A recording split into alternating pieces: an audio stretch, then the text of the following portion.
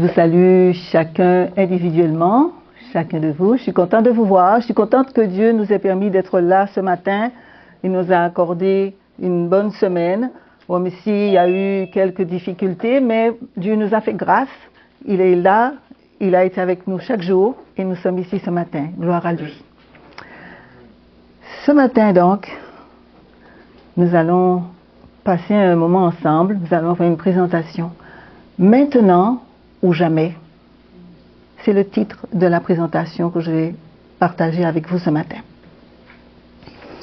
C'est la nuit, à la campagne, une maison isolée, sans voisins proches. La tristesse et le désespoir ont envahi les cœurs. La maladie a pris le dessus. Un enfant malade. Des parents épuisés veillent à son chevet. Ils ont tout essayé, tout dépensé pour soigner leur enfant, sans résultat. La seule solution proposée par le médecin est hors de leur portée. Il s'agit d'aller consulter un spécialiste qu'ils n'ont pas les moyens de payer, qui de plus exerce très loin de chez eux. C'est dans cette atmosphère que les parents entendent frapper à la porte de leur humble demeure. Qui cela peut-il être à cette heure de la nuit? Vont-ils ouvrir la porte ou faire la sourde oreille et laisser la porte fermée? Ils en ont déjà tellement les bras. Et ils choisissent de faire silence à eux-mêmes, de faire taire leurs préoccupations et d'ouvrir la porte. Ainsi, ils accueillent dans leur maison ce visiteur qui demandait à entrer. Celui-ci venait de faire face à quelques péripéties. Il devait donner une conférence très importante. Son vol d'avion avait été retardé à cause d'une tempête. Et pour se rendre à cette conférence, il avait décidé de louer une voiture, mais il s'était perdu.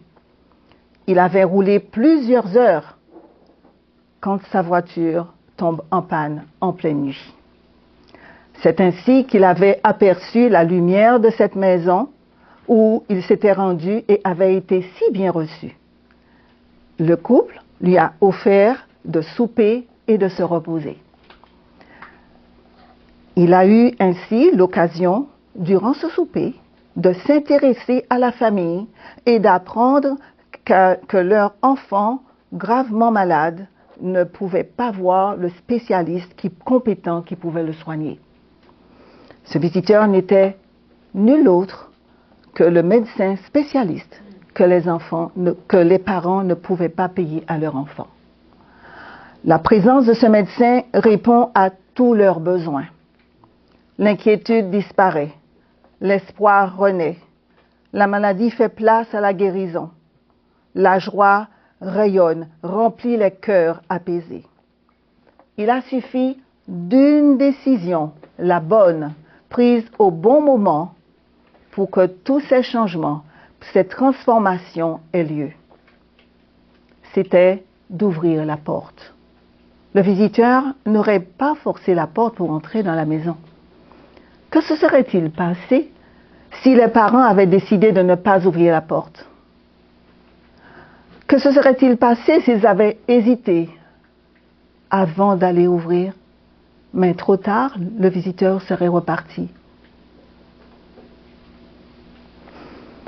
Que Dieu puisse nous guider par son esprit durant l'étude de sa parole. Voilà le verset que nous allons étudier ce matin. Voici, je me tiens à la porte et je frappe. Si quelqu'un entend ma voix et ouvre la porte, j'entrerai chez lui, je souperai avec lui et lui avec moi. Faisons rapidement un survol du contexte de ce verset. Ce verset est le 20e du chapitre 3 d'Apocalypse. Du verset 14 à 22, c'est la lettre, les versets qui précèdent, c'est la lettre que Dieu adresse à l'église de Laodicée, la 7e, la dernière église à laquelle il s'adresse, celle de la fin des temps.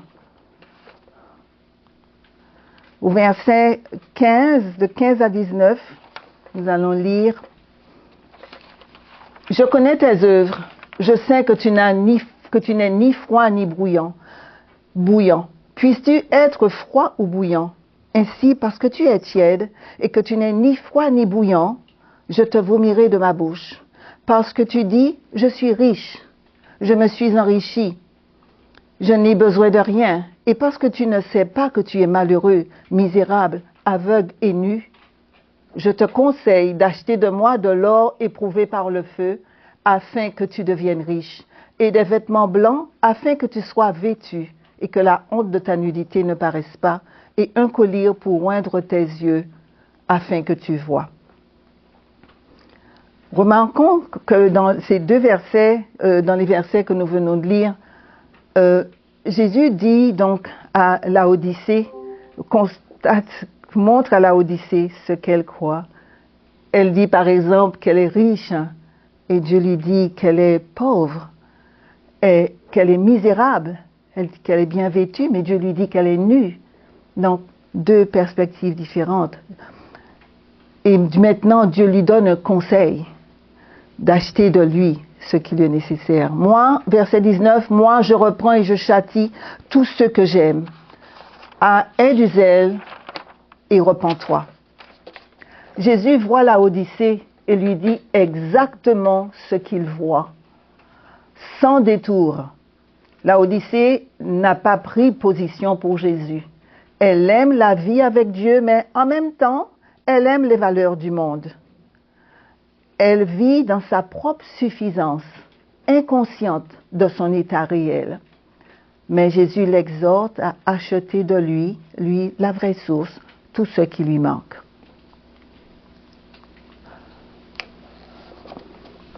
Puis Jésus l'invite, je ne l'ai pas noté, puis Jésus l'invite à se repentir. Il dit, aie donc du zèle et repens-toi. Ainsi, c'est là, le verset 19. Car Jésus n'abandonne pas son Église, n'abandonne pas cette Église. Au contraire, il lui assure qu'il est prêt à intervenir pour l'aider à sortir de cette impasse, si elle le désire et parce qu'il l'aime. Voyons. Donc, le verset à nouveau, voici, je me tiens à la porte et je frappe. Si quelqu'un entend ma voix et ouvre la porte, j'entrerai chez lui. Je souperai avec lui et lui avec moi. Voyons dans ce verset qu'il y a deux personnages qui sont en jeu. Les mots soulignés, les verbes soulignés en jaune, un personnage, et les verbes soulignés, les mots soulignés, l'autre. Donc le premier, Jésus est celui à qui il s'adresse. Jésus est celui à qui il s'adresse, ce sont les deux personnages. Donc Jésus invite, alors Jésus initie la démarche, il se tient à la porte, il frappe, il entre, il soupe. Donc c'est lui qui va vers, c'est lui qui initie la démarche et il soupe avec nous. Maintenant, le deuxième personnage, qu'est-ce qu'il a à faire? Entendre, ouvrir et souper avec Jésus.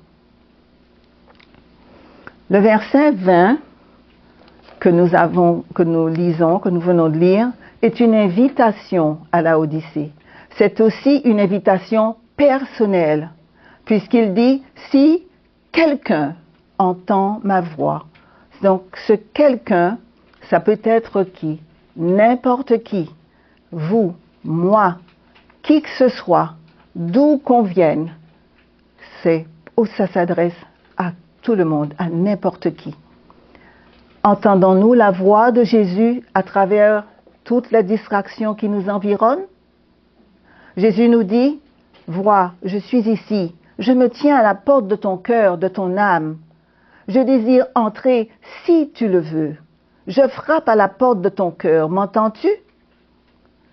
Qu'est-ce qui peut nous empêcher d'entendre les coups à la porte et la voix de Jésus? Nous sommes tous très occupés et préoccupés par le travail, les désirs d'avancement, les études, la recherche d'emploi, la perte d'emploi, la retraite, la recherche de moyens de subsistance. la scolarité de nos enfants, notre santé, les loisirs et tous les bouleversements de tout genre qui surviennent dans notre vie. Toutes et d'autres encore. Toutes ces situations sont légitimes, mais elles nous occupent et nous préoccupent tellement que nous en venons soit à ne pas entendre Jésus, soit à ignorer sa voix, soit à reporter le moment d'ouvrir la porte et nous dire que nous aurons encore le temps de le faire. Mais soyons conscients que tous nos projets, nos occupations et préoccupations sont bien des composantes de la vie terrestre. Cependant, elles peuvent être interrompues soudainement, soit par la maladie, même par un banal accident ou même la mort. Dans Vers Jésus, page 109, nous pouvons lire ceci. Quand votre esprit s'arrête sur le moi, il se détourne de Jésus, la source de toute force et de toute vie. De là, l'effort constant de Satan pour détourner nos regards, vos regards du Sauveur et vous priver ainsi de sa communion. Il s'efforcera de vous distraire de l'objet de votre contemplation par les plaisirs du monde, par les soucis, les soins et les tristesses de la vie, par les fautes d'autrui ou même par vos propres fautes et imperfections. Ne vous laissez donc pas prendre à ces pièges.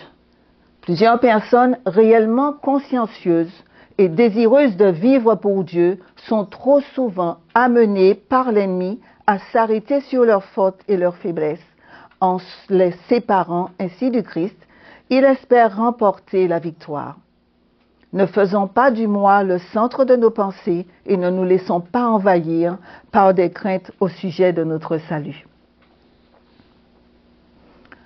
Maintenant, nous verrons dans Luc 24 ce qui se passe avec les disciples de Jésus. Luc rapporte que le jour de la résurrection du Christ, 2 disciples de Christ ont laissé Jérusalem dans une grande tristesse pour se rendre à Emmaüs. Tout leur espoir d'un libérateur d'Israël s'était écroulé à la crucifixion de Christ. Jésus s'est joint à eux et fit route avec eux. Il s'est informé de la raison de leur tristesse. Et au verset 26,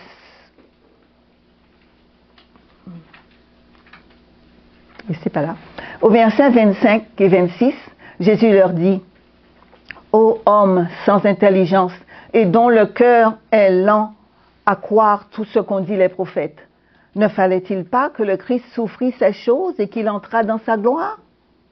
Les disciples étaient tellement troublés qu'ils n'ont pas reconnu Jésus qui leur parlait. Voyez, comme tout à l'heure, toutes les préoccupations qu'on a, même dans ce cas, Jésus était avec eux physiquement. Ils n'ont pas reconnu Jésus parce qu'ils étaient trop préoccupés par le fait d'avoir perdu leur libérateur. Quand nous n'entendons pas la voix de Jésus, nous courons le risque aussi de nous endormir d'un sommeil physique ou d'un sommeil spirituel. Matthieu 25, 1, 9 nous dit ceci. « Alors, le royaume des cieux sera semblable à 10 vierges qui, ayant pris leurs lampes, allèrent à la rencontre de l'époux. 5 d'entre elles étaient folles et 5 sages. Les folles, en prenant leurs lampes, ne prirent point d'huile avec elles, mais les sages prirent avec leurs lampes de l'huile dans des vases. »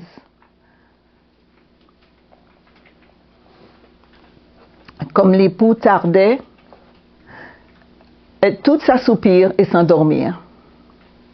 Au milieu de la nuit, on cria, « Voici l'époux, allez à sa rencontre. » Alors toutes ces vierges se réveillèrent et préparèrent leurs lampes.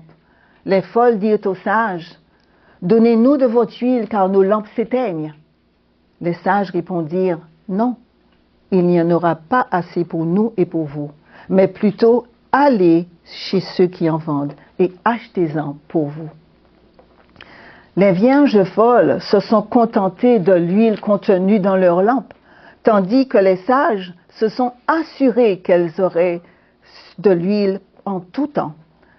Elles se sont assurées que le Saint-Esprit agissait pleinement dans leur vie. Nul ne peut donner son huile à autrui. Chacun doit chercher à trouver le Seigneur par lui-même. Voyons la suite du verset 20 d'Apocalypse 3. On revient à Apocalypse. Remarquons que la promesse de Jésus découle d'une condition. Que dit le verset? Si quelqu'un entend ma voix. Autrement dit, si je n'entends pas la voix de Jésus à la porte de mon cœur, que se passe-t-il? Je n'ouvre pas la porte. Je n'ouvre pas la porte. Et si je n'ouvre pas la porte, Jésus n'entre pas. S'il n'entre pas, il ne soupera pas avec moi, ni moi avec lui. Donc sa promesse est conditionnelle à mon choix, à ma décision de lui ouvrir mon cœur pour qu'il y fasse son œuvre en moi. On voit que Jésus veut rentrer chez moi dans le but de prendre un souper avec moi et moi avec lui. C'est-à-dire qu'il veut que moi aussi je m'implique dans ce partage. Il s'agit du repas principal qu'on ne peut pas rater. C'est précieux. Alors, le repas, très important. Et Jésus, vous voyez, c'est ce qu'il veut. Le but, c'est de prendre ce souper avec nous. En Chine, la tradition veut que l'on discute des affaires importantes autour d'un repas. Les gens d'affaires ne signent pas de contrat sans avoir partagé un repas avec leur partenaire éventuel.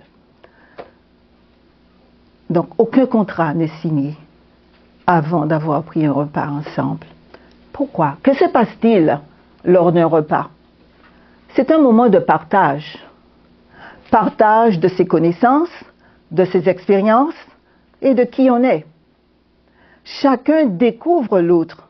C'est d'autant plus vrai lors d'un tête-à-tête, comme celui que Jésus veut avoir avec nous, comme celui auquel il nous invite. C'est un moment de communion. Jésus veut rentrer dans notre maison et dans notre cœur pour prendre ce précieux repas avec nous. Il le veut aujourd'hui. Il le veut maintenant.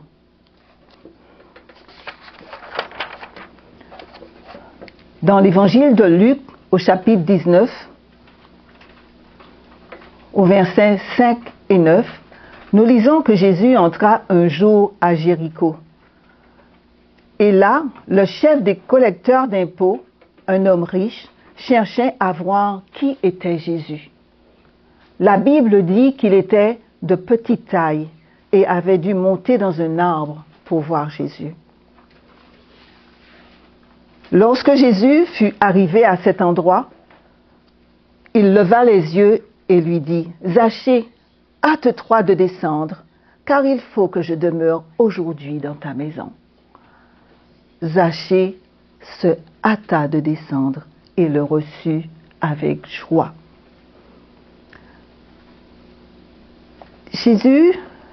Remarquez que Jésus dit « Aujourd'hui ». Il faut que je demeure aujourd'hui dans ta maison. Et remarquez ce que Zachée fait, sa réaction. Zachée répond promptement à la demande de Jésus. Et à l'instant même, et la Bible nous dit avec joie. Il avait entendu parler de Jésus, mais il ne l'avait pas vu. C'est pour cette raison qu'il voulait voir qui était Jésus. Mais Jésus est allé plus loin. Il a frappé à la porte de sa maison et de son cœur. Au contact de Jésus, Zachée se voit tel qu'il est. Il voit ses défauts, ses mauvaises habitudes et autres. Il promet à Jésus de réparer ses torts. Au verset 8, il met sa vie en harmonie avec Jésus. Zachée dit au verset 8, regardez ceci, mais Zachée se tenant devant le Seigneur lui dit, « Voici, Seigneur, je donne aux pauvres la moitié de mes biens. Et si j'ai fait tort de quelque chose à quelqu'un, je lui rends le quadruple. » Zachée ne se sentait pas digne, mais on voit qu'il il met sa vie en harmonie avec l'enseignement de Jésus. Zachée ne se sentait pas digne, comme je l'ai dit, mais il accepte immédiatement de recevoir Jésus chez lui, et avec joie. Au verset 9, Jésus lui dit, « Le salut est entré aujourd'hui dans ta maison, dans cette maison, parce que celui-ci est un fils d'Abraham. » Et au verset 10, « Car le Fils de l'homme est venu chercher et sauver ce qui était perdu. » Comme Zachée, quand Jésus frappe à la porte de notre cœur, n'attendons pas d'être dignes pour lui ouvrir. C'est un leurre, nous ne le serons jamais par nous-mêmes. C'est Jésus qui fait la transformation de notre cœur et de notre caractère. Si nous le côtoyons, s'il vit avec nous, en nous, s'il est dans tout notre mode de vie. Jésus nous cherche, il veut nous sauver aujourd'hui, maintenant.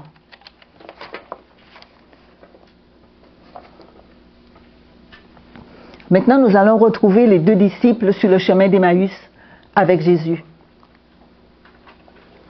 Lorsqu'ils furent près du village où ils allaient, il parut vouloir, alors Jésus, il parut vouloir aller plus loin. J'espère que vous vous en souvenez, on l'a vu il y a quelques minutes, où Jésus marchait avec les disciples, avec ses 2 disciples, qui étaient tristes d'avoir vu leur Sauveur crucifié par les sacrificateurs. Et maintenant, ils ont continué, ils marchent ensemble et ils s'approchent du village. Et Jésus semble vouloir aller plus loin. Mais il le préserve en disant, « Reste avec nous. » Et le soir approche, le jour est à son déclin. Et il entra pour rester avec eux. Ce n'est qu'au moment, alors remarquez, qu'il entra, on va voir le verset suivant, pendant qu'il était à table avec eux, donc là, un souper a été préparé, un souper est servi, pendant qu'il était à table avec eux, Jésus donc prit le pain, et après avoir rendu grâce, il le rompit et le leur donna. Alors leurs yeux s'ouvrirent, et ils le reconnurent, mais il disparut devant eux. Alors, qu'est-ce qui s'est passé? Le repas est servi. Jésus, rappelez-vous que jusque-là, ils ont fait route avec Jésus, mais sans savoir qui c'était. Maintenant, une fois que le repas est servi,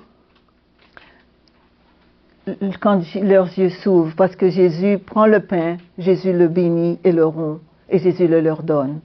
Jésus souper avec eux, Jésus leur donne ce pain. Et c'est à ce moment que leurs yeux s'ouvrent et qu'ils reconnaissent Jésus. Au verset 31, c'est ce qu'on voit. Lorsque Jésus, alors au verset 32, ils se dirent l'un à l'autre, « Notre cœur ne brûlait-il pas au-dedans de nous lorsqu'il nous parlait en chemin et nous expliquait les Écritures ?» Là, il se remémore un peu ce qu'il venait de vivre sur la route. Et puis, pourquoi en était-il ainsi?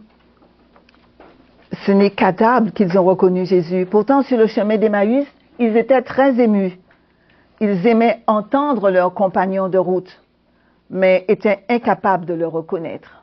Ce n'est qu'à table, quand Jésus leur a servi le pain, que leurs yeux s'ouvrirent. Dans Jésus-Christ, en page 801, nous lisons ce qui suit.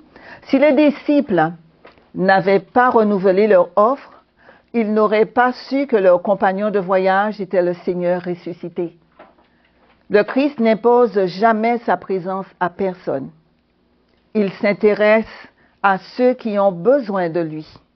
Il se fait un plaisir d'entrer dans la maison la plus humble et de réjouir le cœur le plus simple.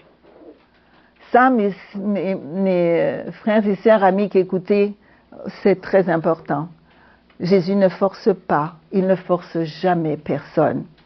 Mais il s'intéresse à tous, à chacun de nous, à ceux qui ont besoin de lui. Mais il passe, je poursuis la lecture, mais il passe outre lorsque les hommes se montrent indifférents envers l'hôte céleste et qu'ils négligent de l'inviter à rester avec eux. Jésus ne va pas forcer. On s'intéresse, on l'accueille, il entre. On ne veut pas, il va passer. Il ne va pas forcer. C'est ainsi que plusieurs éprouvent une grande perte. Ils ne connaissent pas mieux que les disciples le Christ qui les accompagnait sur le chemin d'Emmaüs. Maintenant, nous allons poursuivre l'histoire des 10 vierges. Revenons donc à ces vierges folles dans Matthieu 25. Rappelons-nous qu'elles n'avaient pas préparé leur lampe et leur lampe s'éteignait parce qu'elle manquait d'huile. Alors, 25, versets 10 et 13. Regardons la suite. Pendant qu'elles allaient en acheter, donc acheter de l'huile, parce que les vierges sages leur ont dit d'aller acheter de l'huile, qu'elles aillent en chercher elles-mêmes, et regardez donc la suite, ce qui se passe. Pendant qu'elles allaient en acheter, donc l'huile, l'époux arriva. Et celles qui étaient prêtes entrèrent avec lui dans la salle de noces. Et la porte fut fermée. Plus tard, les autres vierges vinrent et dirent, « Seigneur, Seigneur, ouvre-nous. » Mais il répondit, « Je vous le dis en vérité, je ne vous connais pas. » Et Jésus, qui raconte cela, continue et dit, « Veillez donc, puisque vous ne savez ni le jour ni l'heure. » Les vierges folles décident donc d'aller chercher de l'huile qui leur manque pour alimenter leurs lampes. Au moment où les lampes s'éteignent, vous remarquez à quel moment? Au moment où les lampes s'éteignent, qu'elles vont chercher de l'huile. Elles veulent être présentes à leur rencontre, à la rencontre de l'époux, pour rentrer où? Dans la salle de noces. Mais il est trop tard pour se préparer. L'époux arrive entre-temps, accompagné des 10 vierges sages. Il rentre dans la salle de noces et il ferme la porte. Quand les 5 vierges reviennent de leur achat, il est trop tard. La porte est fermée. C'est trop tard. Elles ont beau frapper, appeler, frapper à la porte. « Seigneur, Seigneur, ouvre-nous !» La porte reste fermée. Au verset 12, Jésus leur dit, « Je vous le dis en vérité, je ne vous connais pas. » Ici, c'est Jésus qui a ouvert et fermé la porte de la salle des noces. Essayez de vous rappeler, parce qu'on va voir ensuite plus tard, la salle des noces, c'est Jésus qui ouvre et ferme la porte. Mais pensez à cela, on va y revenir. Et pour avoir manqué leur réparation, les 5 vierges folles n'ont pas pu rentrer dans la salle de noces. Elles n'ont pas été acceptées.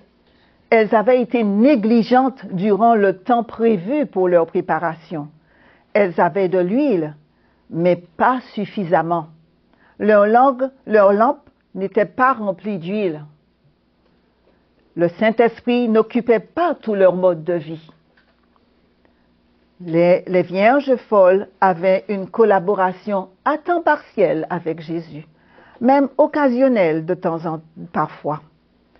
À cause de cela, elles ne pourront jamais entrer dans la salle des noces, puisque l'époux lui-même répond « Je ne vous connais pas ». Nos lampes doivent être pleines d'huile en tout temps. En tout temps. Nous devons collaborer avec le Saint-Esprit à temps plein, en tout temps. Contrairement à Matthieu 25, 10, ce verset que nous avons vu où c'est Jésus, l'époux, qui ferme la porte de la salle de noces du grand festin à venir, ce sera la même chose. Pour le grand festin à venir, c'est aussi l'époux qui ferme la porte. Eh bien, dans le verset que nous étudions aujourd'hui, Apocalypse 20, et Apocalypse 3, verset 20, nous avons vu que Jésus dit, « Si tu entends ma voix et ouvre la porte. » Qui ouvre la porte? C'est nous, c'est moi, c'est toi, la personne qui entend la voix. Là, c'est différent. C'est nous qui avons le pouvoir d'ouvrir la porte de notre cœur. C'est nous qui décidons d'ouvrir au bon moment, c'est-à-dire quand? Aujourd'hui, à l'instant, maintenant. Toujours dans Apocalypse 3, 20, si nous laissons entrer Jésus dans notre cœur, dans notre vie, Jésus promet de faire quoi une fois qu'il sera rentré? De souper avec nous et nous avec lui. Souper avec Jésus, c'est participer à son contact le plus intime, le plus bienheureux. Il veut développer une relation intime avec nous. Jésus veut s'asseoir à notre table pour prendre ce repas principal. Il veut souper avec nous et nous avec lui. Le commentaire biblique dit à ce sujet, peu d'actes témoignent davantage de la fraternité et de la communion que le partage d'un repas. Par ces paroles, le Christ promet de partager, par les paroles du verset 20 du chapitre 3, le Christ promet de partager nos expériences et nous invite à partager les siennes. Jésus veut nous guider, nous conseiller et nous aider à sortir de notre condition spirituelle laodicéenne, c'est-à-dire de notre condition spirituelle de tiédeur. Il a le remède à tous nos défauts de caractère. Il veut demeurer en nous constamment.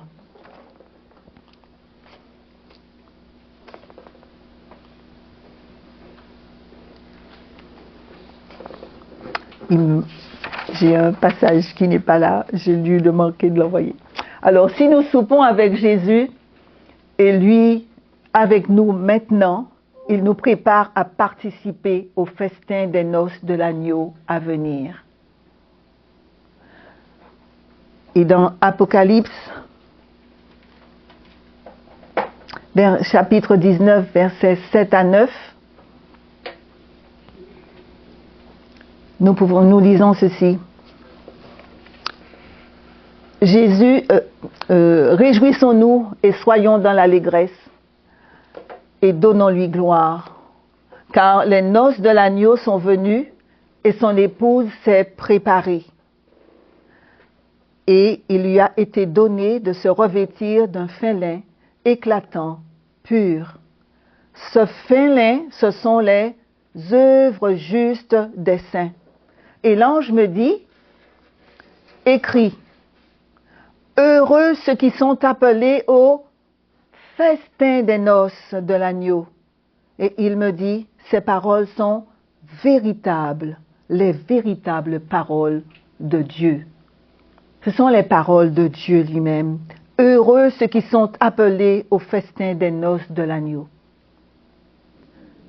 Un festin, Jésus nous appelle chaque jour dans notre quotidien à souper avec lui.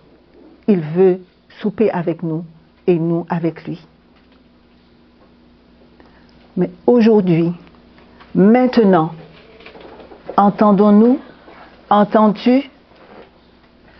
Est-ce que moi aussi j'entends?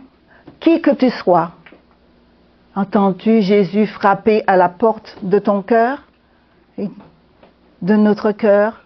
Il frappe maintenant à ta porte. Il frappe maintenant à ma porte. Jésus connaît mieux que quiconque l'intérieur de notre maison, l'intérieur de notre cœur. Mais il frappe. Qui que nous soyons, qui que tu sois, quel que soit l'état de ta vie, de ma vie, l'état de ton cœur, de mon cœur, quel que soit ton mode de vie ou mon mode de vie, aujourd'hui, maintenant, il t'invite à ouvrir ta porte. Comme pour Zachée, tu seras transformé. Nous ne serons plus jamais les mêmes une fois que Jésus sera rentré dans notre cœur et dans notre maison. Il apporte Comme il l'a fait pour Zachée, il apporte le salut dans ma maison, dans ta maison, dans ton cœur, dans mon cœur. Il est disposé à le faire aujourd'hui, maintenant. Ouvrons la porte de notre maison, de notre cœur, et soupons avec Jésus. Nous allons prions.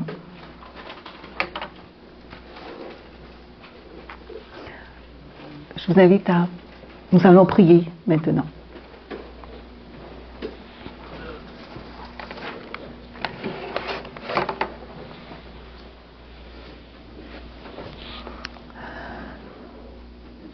Éternel Dieu, nous te sommes reconnaissants de ton amour. Chaque jour, tu nous appelles. Chaque jour, tu veux notre salut. À chaque instant, tu veux, Seigneur, nous réveiller de notre sommeil spirituel. Tu veux nous réveiller, Seigneur, de notre sommeil physique aussi, Seigneur, pour que nous soyons tout le temps attentifs, Seigneur, à ta parole. Veuille, je te prie, visiter chacune des personnes qui entendent ce message. Et que, Seigneur, nous puissions vraiment prendre conscience dans le temps dans lequel nous sommes, que tu es là et que tu veux nous sauver chacun. Tu veux apporter le salut dans notre cœur, dans notre maison. Tu veux réformer nos vies. Tu es toi qui peux faire toute cette transformation. Que chacun nous puissions te laisser agir en nous et que nous puissions vraiment, Seigneur, ouvrir nos portes et qu'on puisse ainsi partager ce souper avec toi ici sur terre pour que plus tard nous puissions aussi le partager, ce souper du festin des noces de l'agneau avec toi dans les cieux. Je te prie, Seigneur, au nom de Jésus et pour ta gloire. Amen.